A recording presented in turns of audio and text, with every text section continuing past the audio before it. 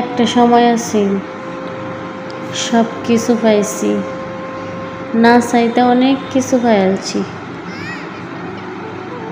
এর লাগে হয়তো অনেক কিছু হারায়ও গেছে, আল্লাহ তাআলা উঠায় নিয়ে গেছে। কারণ ওই যে কথাই আছে না, শুকরিয়া না করলে কোনো কিছু বেশি দিন টিকে না। আমারও ওই রকম দশা। আসলে আমার নসিব বালা,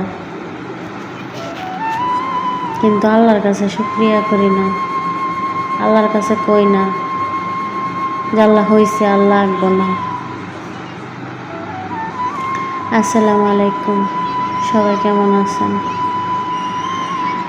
আজকে 16 তারিখ, আমার মেয়ের বার্থডে। 4 বছর পূর্ণ হলো, 4 বছরও পা রাখলো। এই খুশিতে চলে গেলাম ঘুরতে।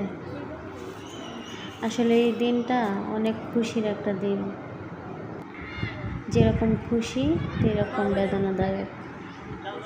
কারণ আমার মেয়ে যখন দুনিয়াতে আসে তখন আমি কারো কোনো সাহায্য সহযোগিতা পাই না। আমার মেয়ের কেউ কোলে নেবে ওই মানুষটাও আমি পাই নাই। শুধু আমার হাজব্যান্ড আমাকে সাপোর্ট করছিল। একটা মানুষই আল্লাহ তাআলার পক্ষ থেকে আমাকে দিছিল, আর সাপোর্ট করছিল আমার বোন।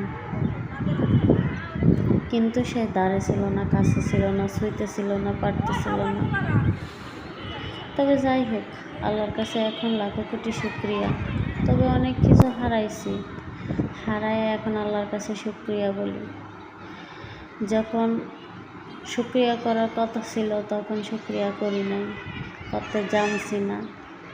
এখন শুকরিয়া করার সময় হয়েছে, বুঝছি যে শুকরিয়া না করলে চলবে না,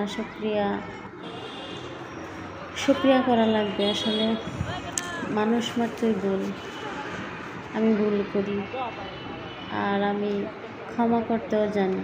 আমি ভুল করি, আমি মানুষের মধ্যে ভুল হবে, এটাই স্বাভাবিক।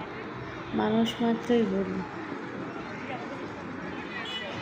এই পৃথিবীতে যত মানুষ দেখবেন সবাই ভুল ছাড়া কেউ কোনো ভুল করতে পারে না।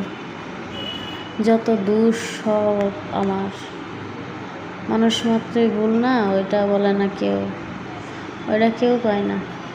শুধু আমার ভুল। এখন শুনতে শুনতে অনেক কথা শোনা হয়ে গেছে। ব্যাস, আমার ভুল যখন আমার ভুল নিয়ে আমি বসে থাকি, অন্যজনের ভুল নিয়ে অন্যজনে বসে থাকে। আর কোন আশফোস কোনো